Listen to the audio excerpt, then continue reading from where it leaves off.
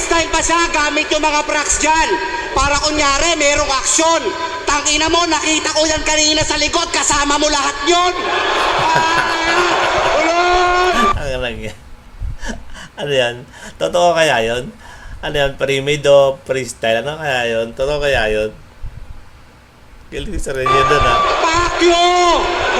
Tanginan to, cheater! Galing sa Ranger. Ulo, ayan o, kita ko yan, nertong-nerto.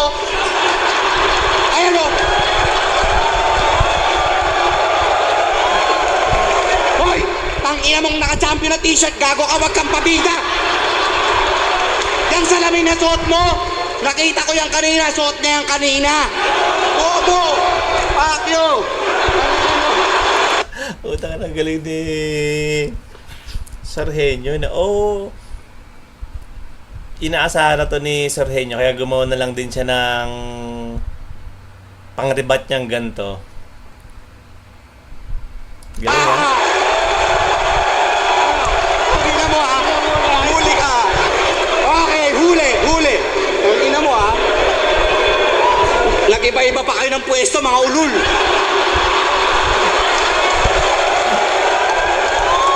Ano kaya to? Freestyle kaya to? Pre-made yung spit niya yun? Maaring pre-made yun kasi siguro in-anticipate na niya na na magpe-freestyle si Sentes dahil dito nga magaling to sa pagpe-freestyle kaya maaring gumawa na ng verso itong si Sarhenyo para doon.